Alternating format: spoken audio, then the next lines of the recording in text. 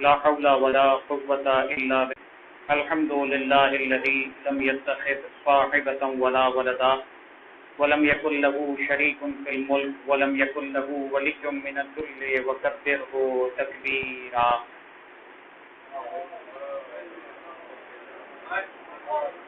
هو الله الذي لا إله إلا هو الملك القدوس السلام المؤمن المهيمن العزيز الجبار المتكبر. سبحان الله عما يشركون. هو الله الخالق البارئ المصور له الأسماء الحسنى يسبح له ما في السماوات والأرض وهو العزيز الحكيم. والصلاة والسلام على أشرف الأنبياء والمرسلين سيدنا ونبينا ومولانا أبي القاسم محمد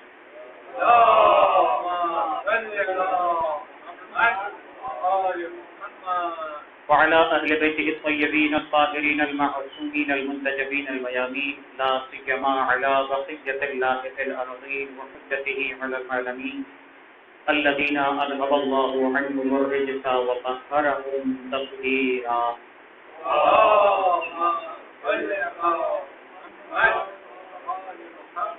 واللعنة الدائمة على أعدائهم ومنكر فضائلهم ومنكر البراءة عن أعدائهم أجمعين.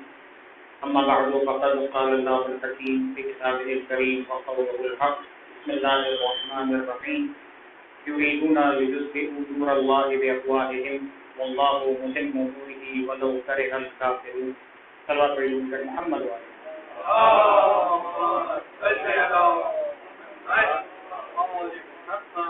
حضرات محترم، تمام تعریفیں اس خالق کے دو جہاں کے لیے جس نے اس ماہ مبارک کے ان ساعتوں کو ہم سب کی زندگی میں شامل حال کیا. خدا کا شکر ہے کہ پروردگار مسلسل یہ نعمتیں، یہ ساعتیں، یہ برکتیں، یہ رحمتیں، یہ مغفرتیں ہم سب کو عطا کر رہا ہے، اور امید کرتے ہیں اور دعا کرتے ہیں کہ پروردگار اسی طریقے سے اس ماہ مبارک کا جو حق ہے ہم سب کو بھی عطا کرنے کی توفیق عطا فرمائے. صلوات پڑھیں مل کر محمد وعلیہ.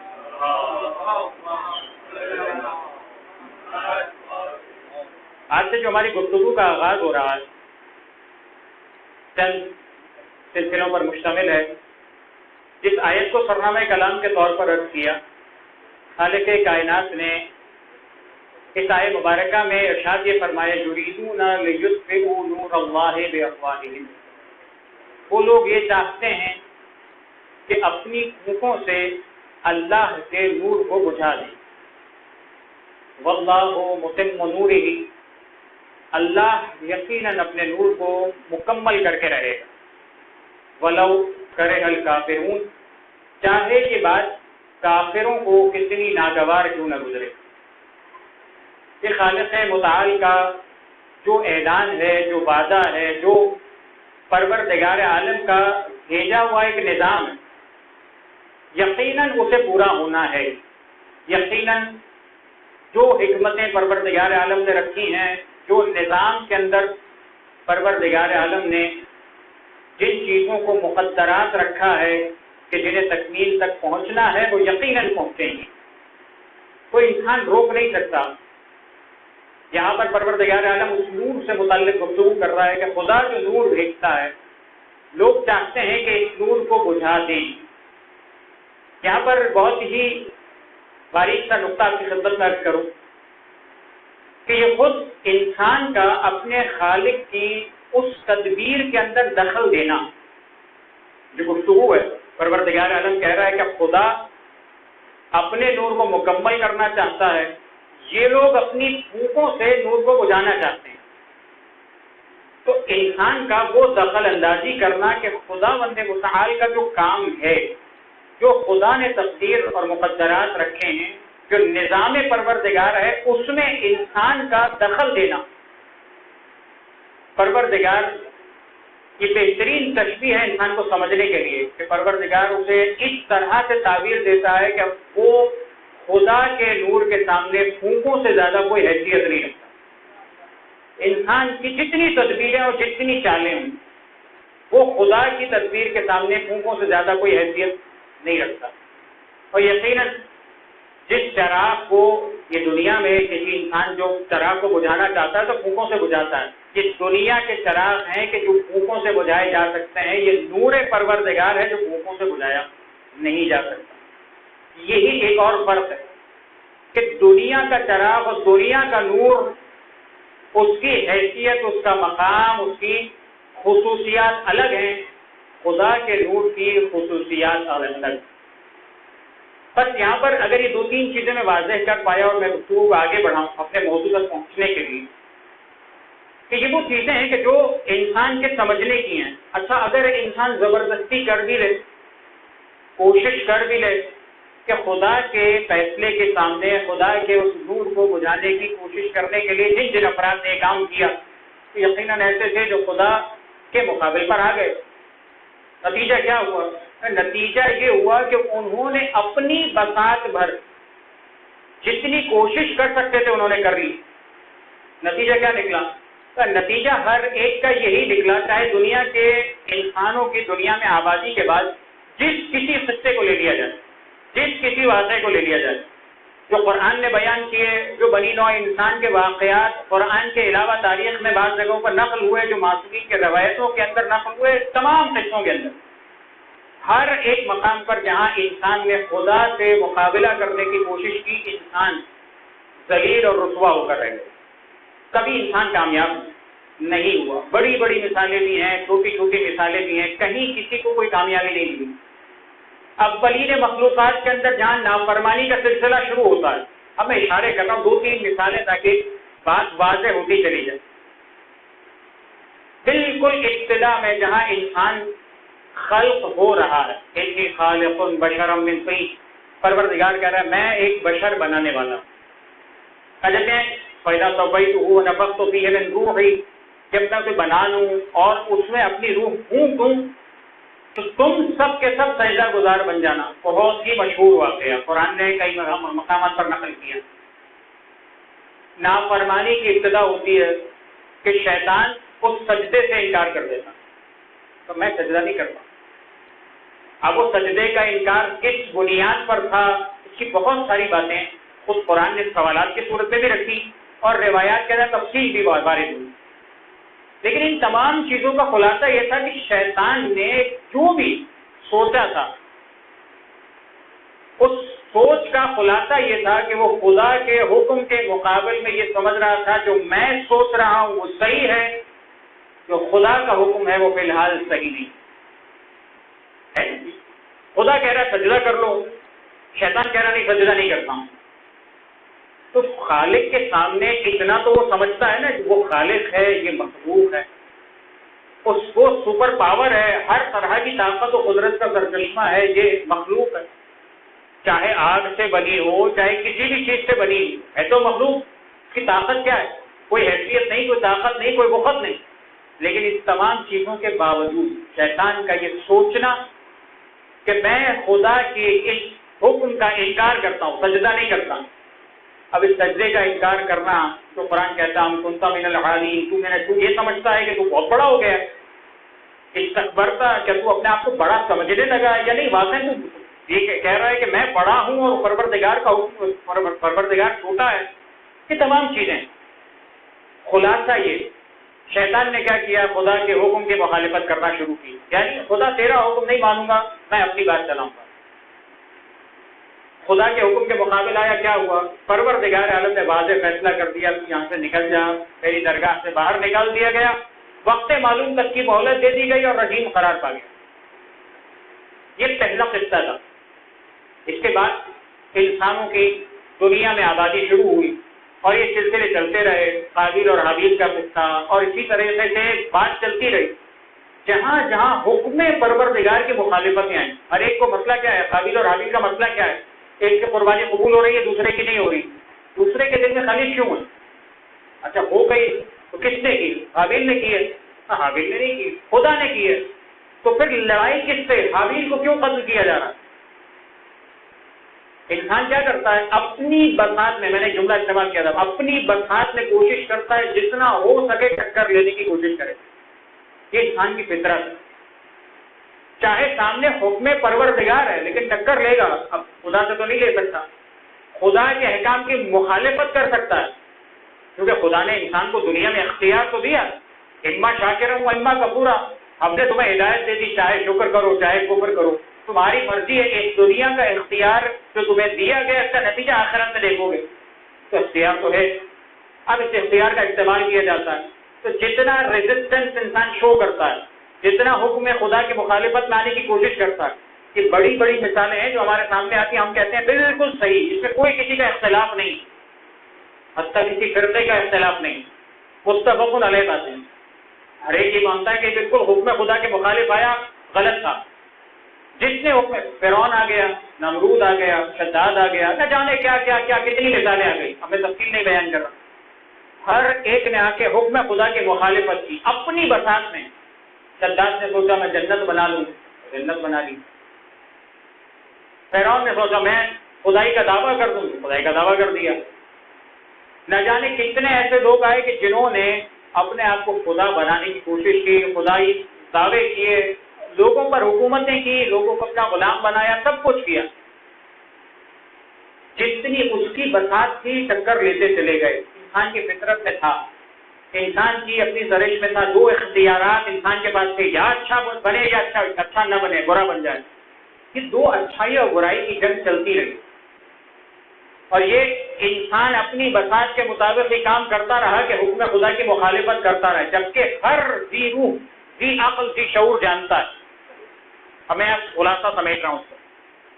ہر ذی شعور جانتا ہے کون ایسا ہے کہ شیطان کو پوچھا جائے کہ تو اگر سجدہ نہیں کرے گا، اگر قابل کو کہا جائے گا تیرا اس قربانی کی قبولیت نہ ہونے کے اعتبار سے انکار کرنا اور قابل کو قتل کرنا، نمرود کو، شداد کو، فرعون کو، کسی کو بھی، ہر ایک تسلیم تو کرتا تھا کہ جو خدا ہے جس سے میں ٹکر لے رہا ہوں، جس کے مقابل پہ میں آ رہا ہوں، میری بساط نہیں ہے۔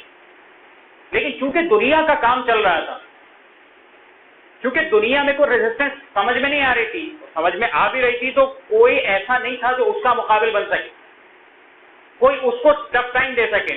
جب ٹف ٹائم سامنے سے نظر نہیں آتا، ان الانسان لیطغی ان رآہ استغنی، جملہ یاد رکھیے قرآن مجید کا، ان الانسان لیطغی، انسان طغیان کرتا ہے، سرکشی کرتا ہے، بفر جاتا ہے، سرکش ہو جاتا ہے۔ کب؟ جب یہ دیکھتا ہے کہ میرے سامنے کوئی نہیں، جب یہ دیکھتا ہے کہ میں آزاد ہو گیا ہوں، جب یہ دیکھتا ہے کہ میرے سامنے مقابلہ کرنے والا مجھے ٹف ٹائم دینے والا نہیں ہے، یا جو دے سکتا ہے اس کو میں زیر کر سکتا ہوں، تو انسان یہ سرکشی کا آغاز کرتا ہے۔ پروردگار عالم، میں خلاصہ مطلب جس آیت کے ذیل میں ہماری گفتگو شروع ہوئی، یریدون لیطفئوا نور اللہ، وہ چاہتے یہ ہیں کہ اپنے پھونکوں سے خدا کے نور کو بجھا دیں۔ واللہ متم نورہ، خدا اپنے نور کو مکمل کرے گا۔ ولو کرہ الکافرون، یہ جتنے خدا کے مقابل آنے والے ہیں یہ سارے کون ہیں؟ جو خدا کے مقابل آ رہا ہے وہ کون ہے؟ اگر خدا کو مانتا ہوتا اور ایمان اور اعتقاد رکھتا ہوتا تو کیوں کافر کہلاتا؟ ولو کرہ الکافرون، جو خدا کے مقابل آ رہا ہے کافر، ایسے کافروں کو کتنا ہی ناگوار گزرے اس کی ہمیں پرواہ نہیں۔ اذان محترم، اگر یہ تمہید واضح ہے تو میں اپنی گفتگو کو آگے بڑھاؤں۔ ایک مرتبہ درود پڑھیں محمد والے محمد۔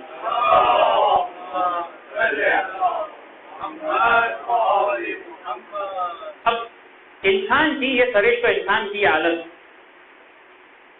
موضوع گفتگو ہمارا چونکہ اس سنی ہجری سے متعلق ہے کہ جو حالات ہیں امام حسن مجتبی علیہ السلام کے،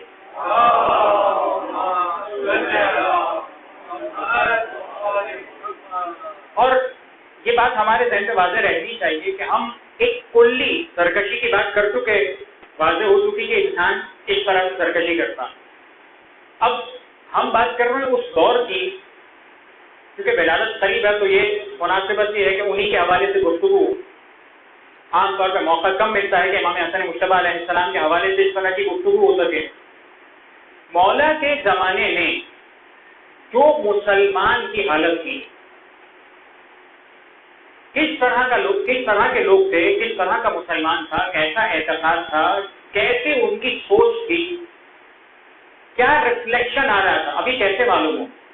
یقیناً یہ معلوم کرنے کے لیے حالات، واقعات جو تاریخ کے اندر لکھے گئے جو انٹریکشن امام سے ہوئے، جو امام کے زمانے میں امام سے متعلقات لوگوں کے جو واقعات ہیں وہ ہمیں سمجھائیں گے کہ امام سے متعلق کیا کیا لوگوں کے پرسیپشن تھے۔ اچھا، ایک بات کلی ہے جو اللہ کے رسول حضرت محمد مصطفیٰ صلی اللہ علیہ وآلہ وسلم،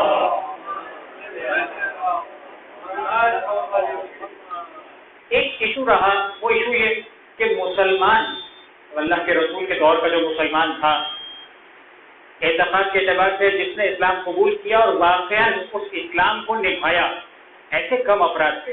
کچھ نئے مسلمان تھے جن کا اعتقاد ابھی اتنا پکا نہیں ہوا تھا، کچھ ایسے افراد تھے جو ظاہراً مسلمان تھے لیکن منافقین، جن کے بارے میں سورہ منافقون بھی کہہ رہا ہے، قرآن مجید کی دیگر آیت بھی آ رہی اور اللہ کے رسول کو باقاعدہ پیغامات دیے جا رہے ہیں۔ تو یہ ایک کیٹیگری ہماری ذہن میں رہنی چاہیے کہ یہ سب سلسلے اللہ کے رسول کے دور سے چل رہے تھے۔ تو جب یہ اللہ کے رسول کے دور سے چل رہے تھے تو ایسا تو نہیں تھا کہ اللہ کے رسول جب دنیا سے رخصت ہوئے تو سب کا سب ختم ہو گیا، صرف مسلمان رہ گیا، ایسا تو نہیں ہوا۔ یقیناً واضح بات ہے کہ ہر اعتبار سے جس طرح کے مسلمان اس زمانے میں تھے وہی پنپتے رہے، اسی اعتبار سے آگے بھی بڑھتے رہے اور اسی عقیدے کے اظہار اور اسی عقیدے کی بنا پر اپنے اس زندگی کے اندر دین سے متعلق ریفلیکشن دیتے رہے۔ اچھا، اس کی مثال آپ کی خدمت میں کروں، تاریخ میں ہر دور میں ایسا رہا، اور اللہ کے رسول کے دور میں ایسا نہیں ہوا کہ جب اللہ کے رسول تبلیغ کے لیے تشریف لے گئے تو بعد میں کچھ ایسے مسائل مدینہ میں ہوئے، ایسا ہوا۔ جب اللہ کے رسول جنگ میں تشریف لے جاتے تو کیا سب آ جاتے تھے؟ نہیں ہوتا تھا ایسا۔ اللہ کے رسول بلاتے تھے تو بعض اوقات پیچھے رہ جاتے تھے لوگ، ان کے بارے میں قرآن آیت بیان کرتا ہے۔ کچھ لوگ ایسے تھے جو اللہ کے رسول کو جواب صحیح طور پر نہیں دیتے تھے، ایسے تھے، ان کے بارے میں قرآن کہتا ہے۔ سارے لوگ تو تھے، ہمیں کیسے پتا چلے؟ ایک تو قرآن بتائے گا کہ یہ افراد، یعنی یہ کردار جس نے یہ کام کیا، یعنی جہاد میں اللہ کے رسول بلا رہے ہیں، وہ کہہ رہے ہیں نہیں ہمیں گھر میں کام ہے، ہمارے بیوی بچوں کا خیال ہے، ہمارا یہ کام ہے، ہم نہیں آتے۔ اب قرآن بیان کرے گا، خدا نے صفات بیان کی، جو ایسا کر رہا ہے ان کے لیے وارننگ، بعض جگہوں پہ وارننگ ہے، بعض جگہوں پہ کہا نہیں ایسے افراد ان کا اگر واقعا یہی عمل دکھا رہے ہیں تو پھر ان کا دین سے تعلق نہیں۔ تو ایسی ریفلیکشن ہم کو وہاں نظر آتی ہیں، ایسے اعمال کی بنا پر ان کے عقائد کی جھلک نظر آتی ہے۔ سلسلے آگے بڑھتے رہے، اللہ کے رسول کے دنیا سے چلے جانے کے بعد حالات کس طرح سے تبدیل ہوئے، کس طرح سے لوگ مسلمانوں کے درمیان تفرقہ ہوا، کیسے اہل بیت پر مظالم ڈھائے گئے، وہ سلسلے بھی جاری رہے۔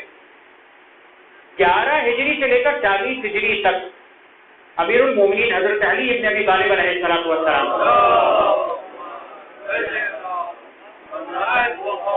مولا کائنات کا دور ہے۔ ابھی تاریخی گفتگو ہے تو کچھ حقائق آپ کی خدمت میں کروں گا، لیکن آج بس یہیں تک، اس کے بعد کچھ ایسی دلچسپ باتیں ہوں گی کہ جو آپ کے لیے انشاءاللہ مفید بھی ہوں۔ تاریخ کے اندر کچھ باتیں ایسی ہو جاتی ہیں کہ جو سوکھی ہو جاتی ہیں تو فوراً کی بوریت کا عنصر آ جاتا ہے۔ بہرحال جب اس دور کو دیکھا جاتا ہے، اس دور کے اندر ایسا ہمیں ایک بڑا عرصہ نظر آیا کہ جہاں پر امیر المومنین خاموش ہیں، اپنے حق سے دستبردار ہوئے ہوئے اور اس حالات زمانہ کا مقابلہ کر رہے ہیں کہ جو حالات زمانہ اپنے اعتبار سے لوگ چلا رہے ہیں۔ جس کے بساط میں جو تھا، میرا جملہ اگر ذہن میں رکھیے ابتدا کی مثال کے ساتھ تو مجھے تفصیل دینے کی ضرورت نہیں ہوگی کہ جس کی بساط میں جو تھا اس نے وہ کام کیا، جو جتنا کر سکتا تھا اس نے کر ڈالا۔ اب اس کے بعد امیر المومنین علیہ السلام کا دور آیا۔ امیر المومنین علیہ السلام کے دور میں جو کل خلاصہ ملتا ہے، اس خلاصے کے طور پر بھی اس 3 ساڑھے 3 سالہ پونے 4 سالہ جو دور ملتا ہے، اس دور کے اندر بھی بڑا حصہ تو جنگ میں گزر گیا، اور ایسی جنگ کے جو 2 طرفہ ظاہری اعتبار سے، یعنی پہلے مشرکین مکہ سے جنگ ہوتی، پہلے یہودیوں سے جنگ ہوتی، پہلے ان لوگوں سے جو دین یعنی اسلام کے مقابل آنے والے افراد ان سے جنگ ہوتی تھی۔ اب کس سے جنگ ہو رہی؟ اب سامنے بھی کلمہ پڑھنے والا مسلمان ہے، یہاں بھی کلمہ پڑھنے والا۔ بس حالات کے اندر یہ تبدیلی تاریخ کے اعتبار سے، تجزیاتی اعتبار سے تھوڑی سی مشکل ہو جاتی ہے سمجھنا۔ ان افراد کے لیے کہ جو تاریخ کو ایک اینگل سے دیکھنے کی کوشش کرتے ہیں. بعض اوقات اب یہ اتنا معظم حصہ، ایک بڑا حصہ کہ جو جنگوں میں گزر رہا ہے، مشکل تو ہے حالات. امیر المومنین اس طرح سے اپنی فوج کے ساتھ جا رہے ہیں کہ بعض اوقات ایسا بھی نظر آتا ہے کہ خود فوج کا اپنا حصہ، کہ جو خود امیر المومنین کا اپنا سپاہی ہے، لشکر کا سپاہی، وہ بھی ایسے ایمان کا کمزور نظر آتا ہے کہ جسے اپنے مولا اور آقا کی اس ولایت پر، اپنے مولا اور آقا کی اس حقانیت پر اعتقاد نہیں. وہ لیول نہیں ہے کہ آنکھیں بند کر کے یہ کہہ سکے میں حق پر ہوں.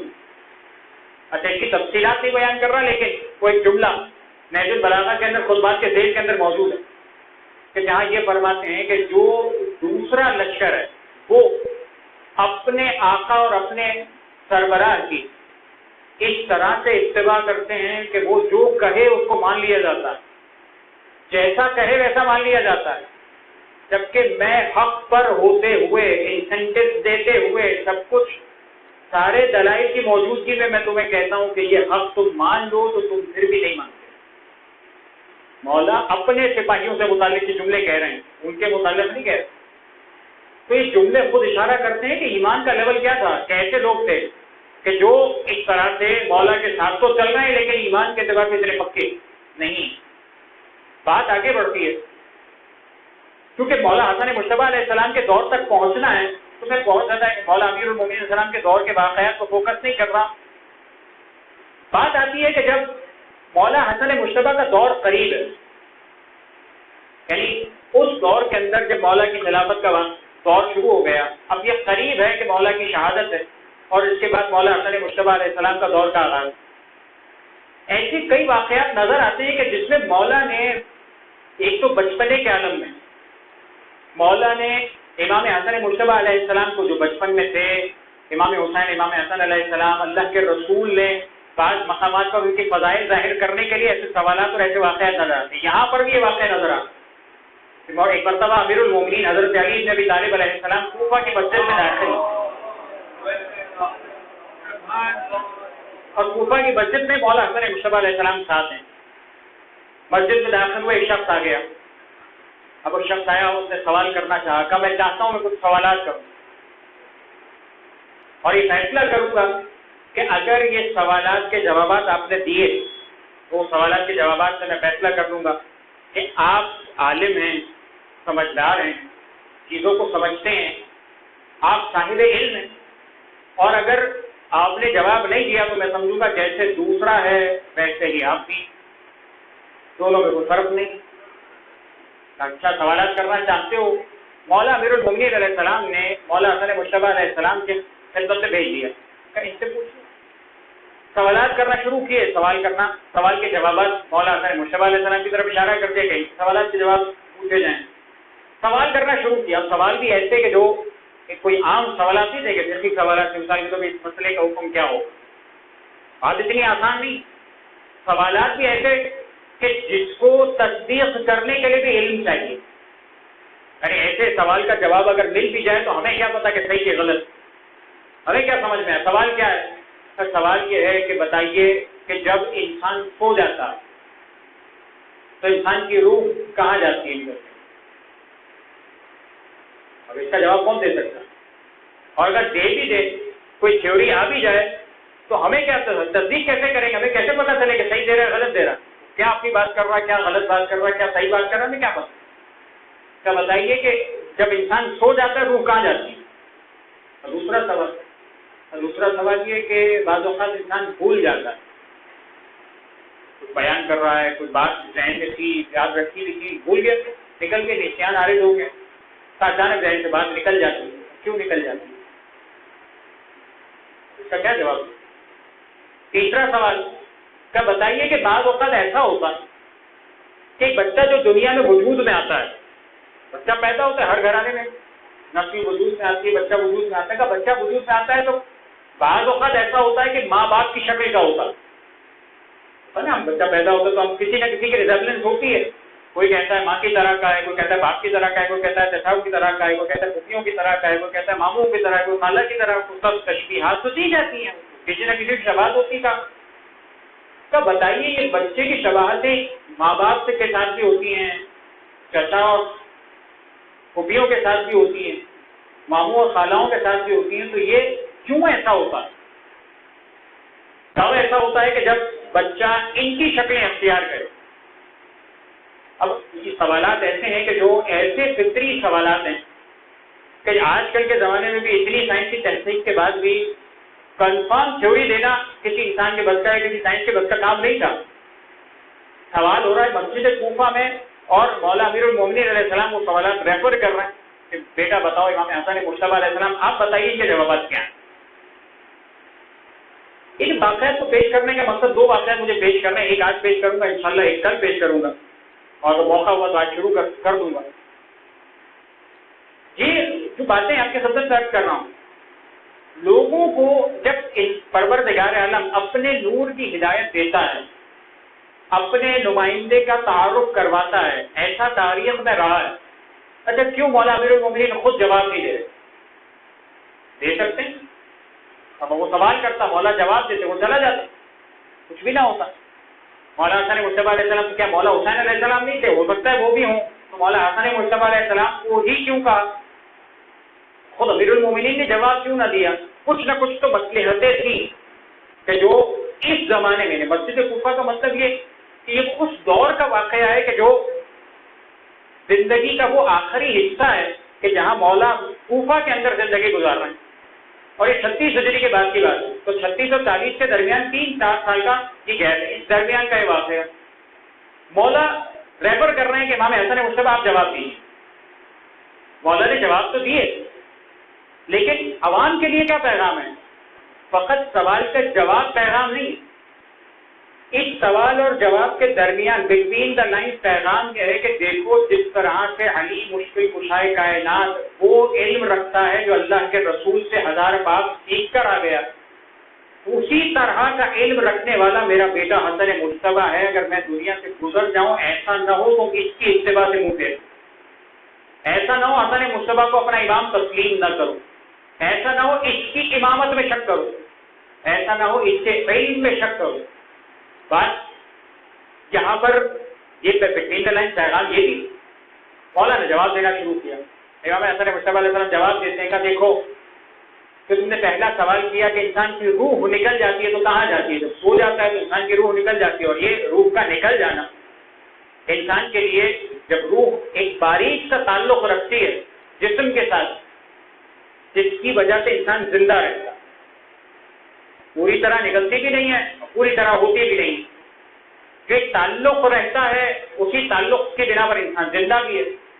اور اس طرح سے کہ جب انسان خواب دیکھتا ہے تو بعض اوقات تھیوریز ایسی ہیں، بعض اشارے اس طرح کے موجود ہیں کہ جو وہ روح کی کیفیت ہے، وہ روحانی جو کیفیت ہے، انسان اس روحانی اعتبار سے وہ مجرداتی روح جو سفر کر رہی ہوتی ہے، اس اعتبار سے انسان خواب کے واقعات دیکھ رہا ہوتا ہے، انسان محسوس کرتا ہے میں وہاں تھا، میں نے وہ دیکھا، میں وہاں وجود رکھتا تھا، سب کچھ وہ آنکھیں کھلی، ایک لمحے میں سب ختم ہو گئے، پتہ نہیں کیا منظر انسان نے دیکھا، اور اس کے بعد سارا منظر ختم ہو گیا، انسان یہاں پہ دوبارہ اپنے جگہ پر اپنی اصلی حالت میں موجود ہے۔ تو انسان کے روح کے اعتبار سے روح، قرآن بھی اس کو کہتا ہے کہ سو جانا انسان کی روح کے نکل جانے کا باعث بنتا ہے۔ اچھا اس کے بعد کیا ہوتا ہے؟ اس کے بعد کے حالات اس جواب کے اندر موجود جو قرآن نے بھی اشارہ کیا کہ ہوتا یہ ہے، مولا فرماتے کا دیکھو جب روح نکل جاتی ہے تو یہ ریح سے معلق ہو جاتی ہے۔ اب یہ ریح کیا ہے، اس کی خصوصیات کیا ہے، میں اس کو بیان نہیں کر رہا، اور ریح جو ہے یہ ہوا سے معلق ہو جاتی ہے کہ یہ سلسلے ہوتے ہیں کہ جس کے ذریعے سے انسان کی روح جسم سے ایک تعلق رکھتی ہے اور اس کے بعد نکل کر اس طرح سے معلق ہو جاتی ہے۔ اب پھر کیا ہوتا؟ تب پھر یہ ہوتا ہے کہ اگر پروردگار چاہے، جو قرآن نے کہا کہ اگر خدا چاہتا ہے کہ وہ انسان دوبارہ زندہ ہو، جاگے، تو پروردگار روح کو حکم دیتا ہے کہ وہ روح دوبارہ داخل ہو جائے، انسان دوبارہ حیات پا لیتا اور وہ حیات برقرار رہتی ہے انسان۔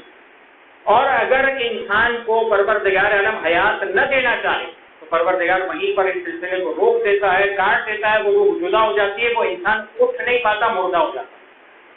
اور یہ قرآن کی آیات کے اندر ہی چیز موجود ہے کہ روح کی کیفیت کس طرح سے ہوتی ہے۔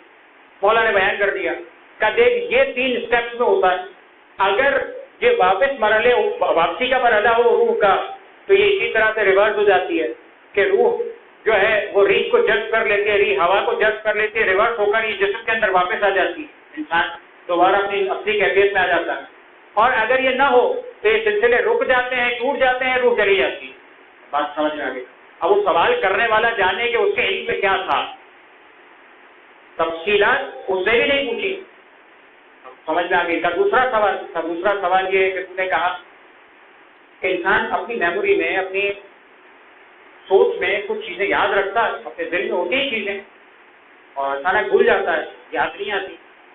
کیا اس کی کیفیت ایسی ہے کہ جب انسان کوئی چیز یاد رکھتا ہے تو دل سے تعبیر دیا گیا کہ دل کے اوپر ایک غلاف ہوتا ہے، جس دل کے اندر وہ انفارمیشن ہیں اس کے اوپر ایک غلاف ہے، اور اس غلاف پہ جس طرح سے کیپ لگا ہوا ہوتا ہے، ڈھکن لگا ہوا ہوتا ہے، اس طرح سے کیپ لگا ہوا ہے کہ جس میں انفارمیشن ہوتی ہے، وہ کیپ ریموو اس وقت ہو جاتا ہے جب انسان مکمل طور پر، ادھوری نہیں، دم بریدہ نہیں، آدھی نہیں، کا مکمل، جب محمد اور آل محمد علیہ السلام پر صلوات بھیجتا ہے، پروردگار اسے ریموو کر دیتا ہے،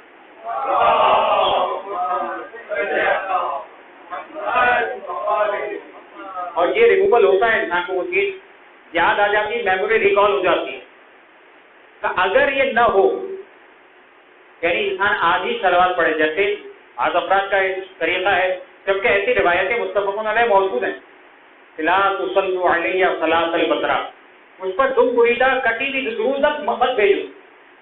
کٹی ہوئی درود کیا مطلب کا؟ جب تم یہ کہتے ہو کہ اللہم صلی علی محمد، صرف محمد پر درود بھیجتے ہو، کہ یہ آدھی درود ہے، یہ دم بریدہ درود، تو پھر کیسے بھیجی جائے؟ کہ اس طرح سے بھیجو کہ میرے ساتھ میری آل بھی شامل ہو جائے گی، اللہم صلی علی محمد و آل محمد، ایک مطلب صلوات پڑھیں گے،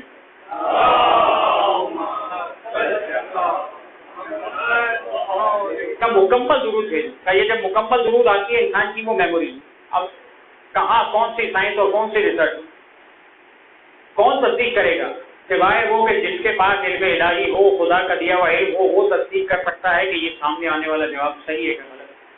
اب تیسرا سوال، کب بچے کی شکل کبھی ماں باپ سے ریزمبلنس رکھتی ہے، کبھی ددیال سے، کبھی ننیال سے، تو پھر ایسا کیوں ہوتا ہے؟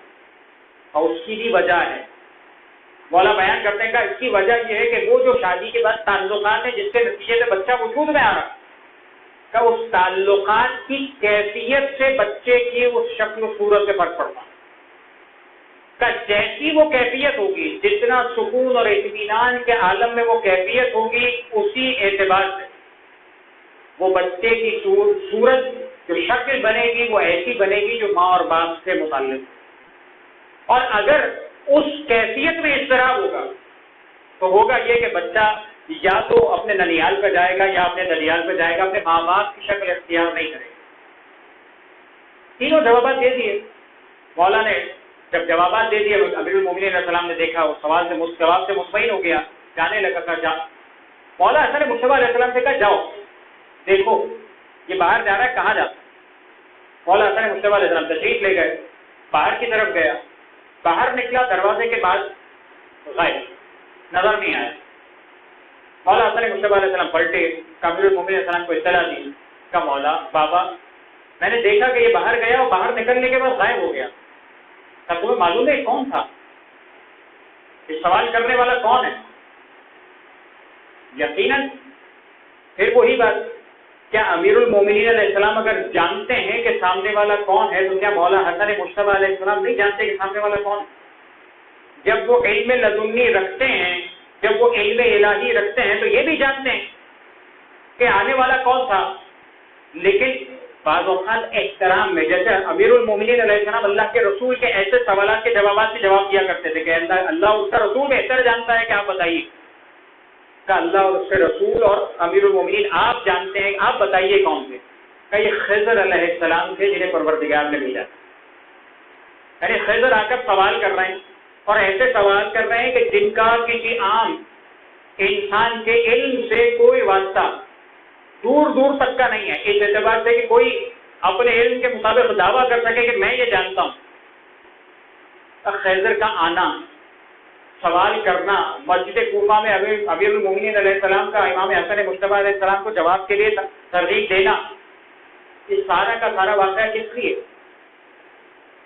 ایک وجہ یہ ہو سکتی ہے کہ تعارف ہو ان کوفہ والوں کے لیے کہ دیکھ لو جس علم کا حامل تم مجھے سمجھتے ہو اور تمہیں سمجھنا چاہیے، میں جو وصی رسول ہوں، میں جو ولی اللہ ہوں، میں جو خدا کی طرف سے علم رکھتا ہوں، اس علم کا حامل فقط میں نہیں، میرے بعد حسن مجتبیٰ بھی اسی علم کا وارث ہے جس طرح سے میں علم رکھتا ہوں۔ اسے تعارف دینا ہے۔ ابھی تعارف کیوں دیا جا رہا ہے؟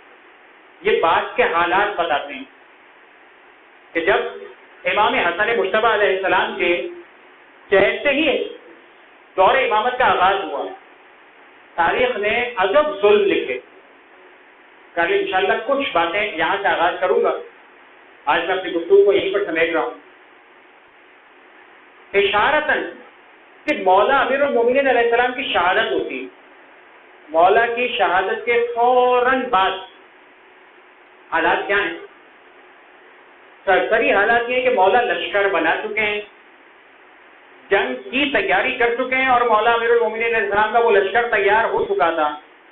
مولا جانا چاہتے تھے، حالات یہ پیش آئے کہ مولا کو شہید کر دیا گیا، مولا کی تدفین ہوئی، امام حسن مجتبیٰ علیہ السلام خطبہ دے رہے ہیں، امام حسن مجتبیٰ علیہ السلام اس لشکر کو تشکیل نو کر رہے ہیں، لیکن ایسی ریزسٹنس، سامنے سے ایسا جواب، سامنے سے ایسے اشارے یا ایسی باتیں کہ مولا خطبہ دیں، سامنے جواب دینے والا کوئی بھی نہ ہو۔